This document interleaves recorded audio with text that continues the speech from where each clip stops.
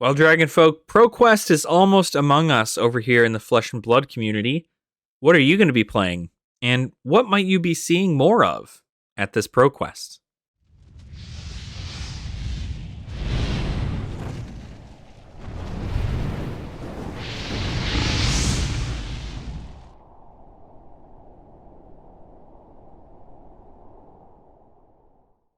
Welcome on in, Dragon Folk. I hope you're all having a fantastic day. I know I am. My name is Ashen Wings, and today we're going over a tier list. Now, this tier list is going to be specifically for the heroes that I think are going to be probably the most seen and the least seen. And then I'm going to go over what I personally think is going to be rough matchups for myself, who's going to be playing Dromai in this ProQuest season. Now, ProQuest is just the beginning of several, big events for Flesh and Blood, and this is one of the more competitive scenes. There are several ProQuests that go on, and winning a ProQuest will actually get you an invite to the Pro Tour. So that's essentially the concept. There is to win a Pro Tour invite. But of course, you gotta be the best. So coming into 2023, I've done a lot of kind of research on everything, and I've looked over several stuff. I've played many games myself, and I wanted to go over the heroes that I personally think are going to be definitely there at these tournaments. But more specifically, what ones you're probably going to be seeing in the top 8. Maybe even in, just a good amount of top 16. So usually right around top 8, right, is probably where I'm going to put stuff in S tier.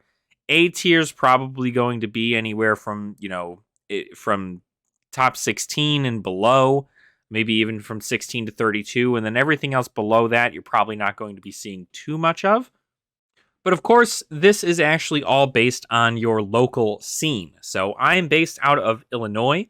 So my local scene very well may be different than everybody else's. Now, we do have a few pretty hardcore players coming in for ProQuest stuff. So I am curious to see what is going to go through. Honestly, I'd be happy if I top 32. I'd be happy if I top 16. But let's go ahead and go over them side by side. Obviously, we're going to go ahead and put these Blitz heroes in here because they are not going to be in there. And then also to top it off, we have who the heck else? The heroes that are in LL, right? They're living legends. So Chain and Prism, and who else hit living legends? Starvo, right? Is he on here? I don't actually see him on here, so I'm assuming he's not. So this is who we've got left, right? Oh, Benji is not on here either. Okay. And that is Shiana. All right, I think we have everyone here now. Oh, except Dromai. There's no Dromai. Hold on a second. This is much better. Okay. So again, we're going to go ahead and put the living legend heroes down here at the bottom, because obviously nobody's going to be playing those.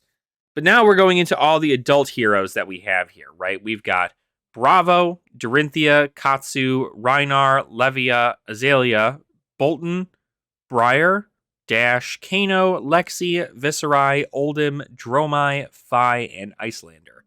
So, just based off of what we've seen, we'll start with Bravo.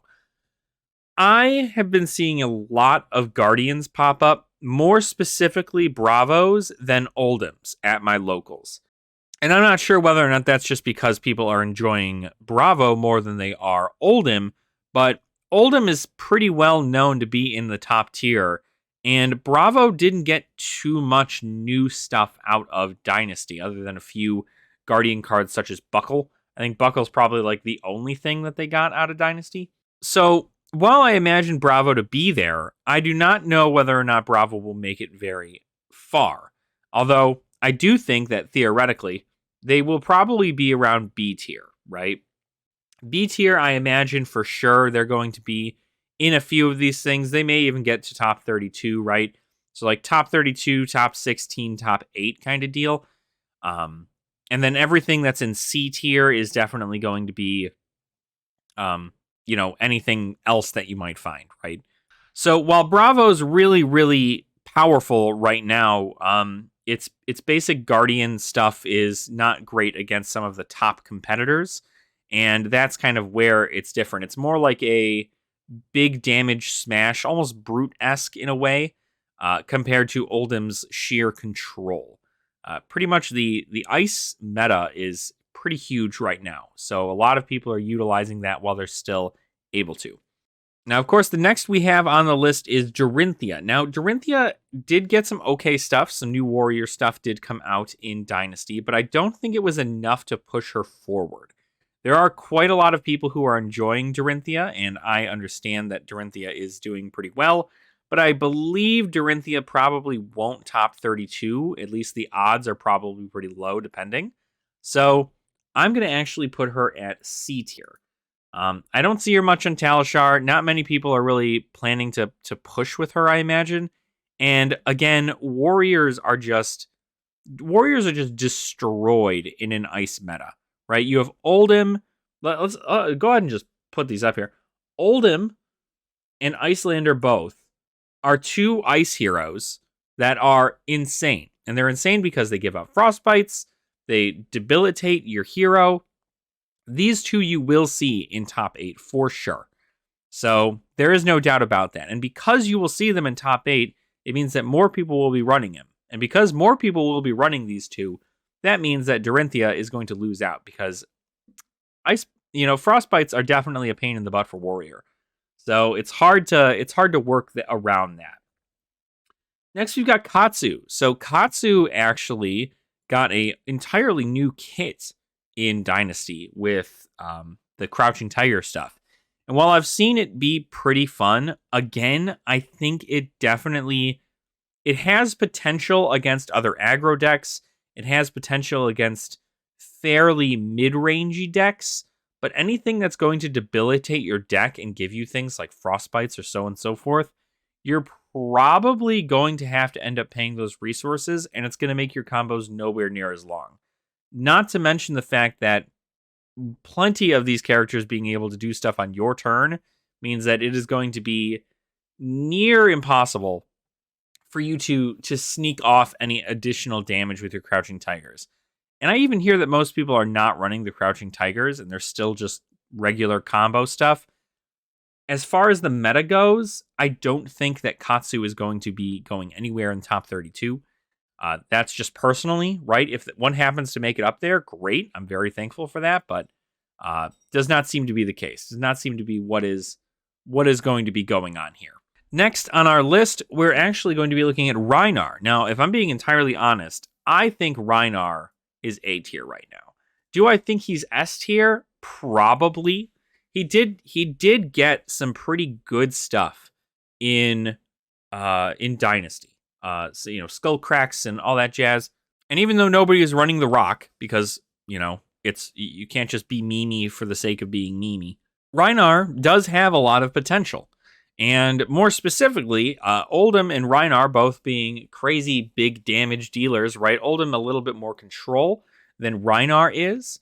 And that's just strictly because you're going to see, a lot, again, that ice meta is pretty insane. But Rhinar can go one of several ways, right? Bravo, you're usually going to see Anathos, right? That's it. That's what you're going to see. Dorinthia, you're going to see Dawnblade. Katsu, you're going to see Harmonized Kodachi. But with Rhinar, you've got the meat axe, you've got the club, you've got the claws. There's several ways to play Rhinar, and therefore it's going to be probably one of the more, how do you say? It's probably going to be one of the more diverse heroes played, because a lot of people are playing Michael Hamilton's version of Icelander right now, which is just good, right? Battle Mage in general. Oldhim, again, kind of runs the same general idea of be tanky and then poke with your hammer. So I definitely expect some things from Rhinar. Now, whether or not other people are running, a ton of Rhinar is beyond me. I know Brute coming up to the fray has always, Brute's very RNG, right? You've got scab skins, which are boots that you essentially can roll a dice and then you get extra action points based on the die roll. It's a very RNG based deck, but Intimidate is so powerful in and of itself that it's very difficult to imagine that, that they would ever whiff, right? You got to do pretty bad to whiff a scab skins, and then again, you also have gambler's gloves. Like, there's a whole thing. But I'm really, really trying to see whether or not this is going to be a powerful thing, but I do expect people to bring it because it's topping locals near us. It's, and there's a ton of people playing Brute right now. So I think that Brute is at least A tier for sure. Next, we're going to go into Levia. So Levia, I hear, is okay, but I honestly don't think it's going to be up there, right? Levia is another Brute, but this Brute is a Shadow Brute, dealing with blood debt and the such.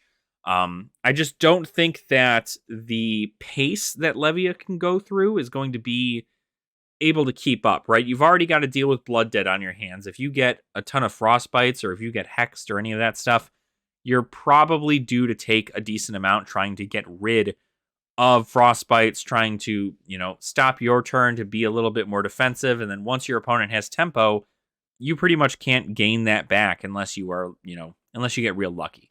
So are we going to see a lot of Levia? No. I think we're going to have a couple people who are in the Levia gang, the League of Levia, as we like to hear, much like the Cult of Azalea, right? Azalea Cult, I'm putting it in C tier, but it really could be B tier. It did get some cool stuff from Dynasty, but it's just not enough to go up against something like a Dromai, and the ice is still way too insane against something like Azalea personally, I think. So it might, sneak a few wins in here, but again, I know somebody who's trying their darndest to get any kind of living legend points with Azalea, and they'll be running Azalea. So hopefully, hopefully I'm proven wrong, and Azalea ends up being up here in S tier. But Azalea kind of sits down there in C tier because you're probably going to see a couple people with them, but it might not go anywhere near top 32. So next we're going to have Bolton. Bolton, again, right on the warrior spectrum there. Worse than Dorinthia, to be honest. Even with the new legendary that they got in Dynasty, not enough to bring it forward as the better warrior. Dorinthia is definitely still the better warrior in this matchup. But, it's a shame to see warriors so down low right now, because Dorinthia could at least be B tier, right? But C tier is probably where they're going to stay, right? You're going to have a few people who are going to come in because they're, they like Dorinthia and they've learned Dorinthia and everything about it. But if Dorinthia goes up against, anything that would be considered a bad matchup, such as any of the ice characters, you're probably looking for a bad time for either warrior. So again, probably just going to sit down here. Next, we have Briar. So Briar, we are definitely going to be seeing up here in S tier. Briar can push out damage like nobody's business right now, and I respect that. It's definitely it's aggro in its own special way, and Runeblade aggro doing all this kind of crazy stuff. Rosetta Thorn, you cannot pass up a Rosetta Thorn, right? 2 damage, 2 physical, 2 arcane for 1 resource, and you just have to make sure you play cards on your turn. Like, you really can't lose. And so being able to pump up your arcane, pump up your rune chance, right? Get any kind of additional buffs with Channel Mount Heroic, being able to just push and push and push damage while getting additional cards on top of it. I'm seeing a lot of people try out different stuff with her build, but for the most part, it stays pretty consistent all the way through. Almost the same stuff that you're running in the previous builds that have topped plenty of tournaments last year. You're probably going to see right around the same stuff this year with Briar. The only downside is that as Briar wins ProQuest and such, they will get Living Legend points, and Briar is like 40 points or something away from hitting Living Legend, which is unfortunate because all the people who are going to be playing Briar are not going to be able to play Briar into Pro Tour. But that's also why I feel like, while it is an S tier hero to be playing right now, are you going to see a lot of it? Well, that depends on how quickly people want it out of the meta. You could have some people who are just trying to sneak by and get a quick win with Briar, end up sneaking in some points and being able to top with a Briar and win to get those additional points. But who knows, right? Briar's got some pretty good matchups all throughout, but again, control here is pretty good. Next, we have Dash. So just simply because of it, again, Dash we are going to see a lot of. Dash got some good stuff in Dynasty, and after going against quite a few Dash on Talishar, there's obviously potential there. I mean, being able to pop off your pistol eight times practically in a turn, being able to just pop that sucker off. If Dash gets her items out, it's just gonna snowball from there, right? 1 incubator, 2 incubator, the plasma engine, it's all going to come down to how quickly you can destroy Dash before she can kind of get her gear out and start throwing steam counters on stuff. Now, again, much like Rhinar, there are several ways you can play Dash. Although the pistol engine essentially is still the one I see the most, and frankly, it's effective. You can at least shoot 4 to 5 pistols a turn if you've got the right loadout. Essentially, maybe not 4 to 5. Really, it's like 3, but you can get that all set up. You can preload them before you even start your turn. At the end of your turn, you can preload all of your items and all in your weapon with steam counters. There's plenty of stuff. I don't know how many people are playing Nitro Mechanoid into Dash right now, but it is a cool idea to see. And of course, congratulations to anybody who's able to pull off that, especially at a ProQuest, because, that's just a fun thing to do. All right, next one we've got is Kano. Now, Kano, while definitely a good hero, I don't know. I think we'll probably be seeing Kano in B tier, maybe. Kano has the opportunity to do a lot of damage really, really fast, especially if they're able to get the cards that they need. Are you going to see Kanos everywhere? Probably not. Is there an opportunity that a Kano may top a tournament, or may at least make it into top 32? Possibly. Kano does have a pretty solid build to them, so I would say that is definitely a threat. But again, right near this Bravo matchup, it's just like they're there and they're powerful, but are they more powerful than these 5, right? But let's go ahead and go into Lexi. So we did just have a Lexi enter and win Battle Hardened Singapore and went 9-0, right? Again, ice and like some lightning, a very powerful kind of hero.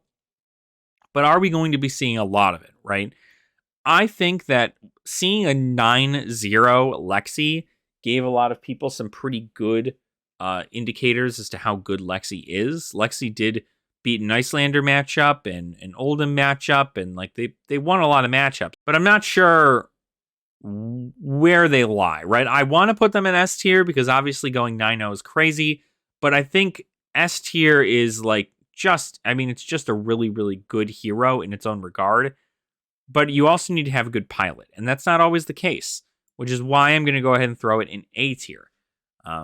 Sometimes you could get a Lexi and not have a very good pilot, and if you can't pilot it very well enough, then you're probably going to mess up on some of the triggers, looking for when to frostbite, when not to frostbite. I know, what was that? That Arctic intervention or incarceration? Arctic incarceration is what people are running in her now. So yeah, frostbites for days, but I think it's like a slight frost hex build that is not very good. There's several ways again that you can play her. That's why these are in A tier. They're powerful, but there's several ways you can play them, and just about all of them are. There's at least one that's pretty versatile for each one. All right, so next on the list, we are actually seeing Viscerai. Now, again, Viscerai, I also plan to see somewhere. I don't know if I want to put it in B tier because honestly, it's really good. I think Viscerai personally belongs in A tier. I think Viscerai is going to do pretty well as long as Rosetta Thorn is in focus. There was a Looming Doom OTK build that was just like brought out by We Make Best, and that seemed really, really fun. But how many people are going to be playing Viscerai?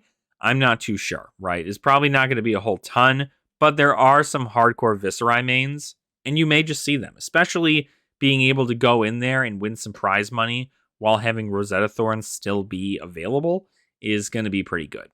Then, of course, we have our girl Dromai. This is what I plan to go into the ProQuest with. And if I'm being honest, Dromai is pretty fantastic, but Dromai is getting real beat up recently.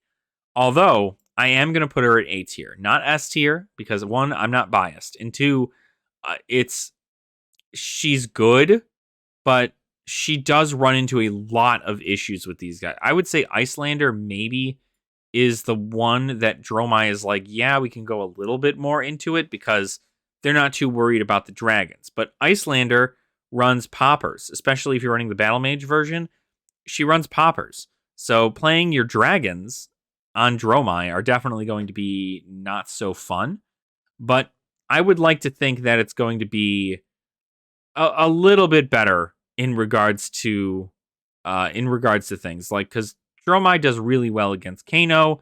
Dromai doesn't do too well against Bravo, but apparently it does. You just got to kind of take out their arcane barrier stuff, and you're pretty much fine from there. But Dromai against Vis, not a good matchup. Viscerai will probably whoop a Dromai's butt any day of the week. Lexi, it's a little bit more okay. Dash, you do have, Dash gets to shoot a lot, so there's a lot of dead dragons on your board if, Dash ends up going after those. And then Rhinar has poppers just like Oldhim does, and just like Icelander does. So you're probably, and I think Viscerai has poppers too. But these two here, this Brute and the Guardian, are all awful for me personally, because the poppers they just pop. Like, not often you get a turn where you're like, oh, I'm able to get all of my dragons into attack. Like, it's normally like, oh, well, okay, like, I'm going to go swing for one. Okay, it pops the Nashwing. At that point, you just got to worry about Ghostly Touch and you'll be fine. Then finally, we have FaB. FaB, we are actually going to put in S tier. I think everybody is pretty consistent in the fact, all the videos I've watched, everybody's pretty consistent in the fact that this S tier is pretty accurate. You're going to see FaBs because FaB is probably the most consistent aggro deck right now, and it just absolutely slams down the damage. And can usually the games are really fast. FaB likes to just take the hits pretty much just so that they can shovel out a 7 chain link hand. It's pretty intense. And honestly, if Dromai doesn't work out, I'd like to try out FaB. I did just actually get myself some E-Strikes, some Art of Wars, and CNCs. So hopefully I can utilize those if I don't end up working well with Dromai or doing anything near good with Dromai, that possibly a FaB would do better for me, right? It's just a better deck. The aggro is really, really good. It's real fast. You're guaranteed to push out a whole bunch of stuff. Dromai's whole problem, personally, with me is that there's the Phantasm. Knowing I'm going to be going into Viscerai, even Dash has poppers. Rhinar, Oldhim, Briar, these people in Iceland, like, they're going to have poppers. And yeah, like, I can play Passing Mirages, but like, it's just going to be a lot, right? And I would like to kind of move forward and like have a complete turn instead of me being like, here, I'm going to make these things, attack you, pop dragon, right? And I know there are ways around that, and it's all about how you're going to play it, right? It's not like it's a cookie cutter, like the perfect way to play Dromai is just it's guaranteed for you. So it is going to be a little difficult going into it. You will also see Arachne not on this list. That's because it just wasn't down here. But if I'm going to put Arachne anywhere, it's going in C tier. I would say it could be B tier, right? But Arachne is just not good overall. Just simply because, especially like going against Dromai, right? Dromai can make a lot of dragons, and those dragons can then attack. And they're not going to play. They have poppers, but they're probably not going to pop with those things. Their whole goal is just to deal one big amount of damage to you, banish cards from the top of your deck, and then get silver. Hope to do it again with their Black Tech Whisperers. I don't think people are going to go too much into it, although I would love to see it, because seeing all of these people try this Crown of Dominion and cash in vibe thing, I think it's so great, because imagine being the Arachne who came in and played Regicide. Like, just imagine. I mean, you'd have to do pretty good with like several attack reactions in your hand in order for you to win. But imagine getting Regicide off and killing your opponent because they're a royal hero. Wouldn't that be something, huh? So this is my tier list. Pretty much you're going to be seeing these 4 in the top 8s for sure. Maybe one of these will sneak in there, but these 4 for sure. And then you got these B tiers. These are good contenders, but are they going to make it in top 16? Probably not. Bravo, maybe, right? Kano, I don't genuinely think so. And if I were to take any of these A tier ones and pump them down a little bit, probably even Viserai, if I'm being honest. Because Viserai, I see a lot of people moving away from, strictly because Briar is so close to being Living Legend that they want to try and focus more on a different hero that is going to be more sustainable throughout the meta. So that is my tier list for ProQuest. I hope this all makes sense and is able to kind of give a general idea of what the good heroes are in CC right now. Now, I'm not saying any of these heroes could not make it to top 8 or whatever. They could. It all just depends on your matchups, right? If I, as Dromai, end up going against 4 Azaleas, yeah, I'm probably going to end up going somewhere near top 16, top 8, however many rounds there are. But like the odds of that happening, probably pretty low. So the first rounds are going to be all very scattered with a whole bunch of different heroes. And then as the day goes on, you're going to see less of these tier C heroes and more of these generalized heroes. And then into top 16, you're going to cut these heroes, and you're probably just going to see these 8. Just a good amalgam of these 8 heroes. This is my first ProQuest, so I may be wrong, right? But the stats are there, right? We all know Icelander is topping things right now. Oldhim is still doing fantastic and is pretty consistent. Briar is, you just need Channel Mount Heroic and you pretty much win for the most part. And then FaB is just a menace and can just pop off at any point. You gotta reserve your resources, and then once you know that you can go off big on a turn, you can just go ahead and pop everything in there and it'll work itself out. But let me know what you guys think about this tier list, right? I think I'm pretty in the ballpark, but I may be wrong. I'm seeing a lot more of these go on throughout the days on Talishar, and I'm seeing huge success, especially from Dash players. A lot of huge success from Dash players. But is it going to be enough to get Dash to S tier? Or are we going to maybe see another Lexi 9-0?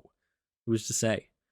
But let me know in those comments down below. While you're down there, make sure to like the video and subscribe to the channel as well if you have not already. You can also join our Patreon in the description down below as well, but it is absolutely not necessary. So thank you all so much for watching. I do, again, really appreciate your support. And I will hopefully see you all in the ProQuest. Nerd out.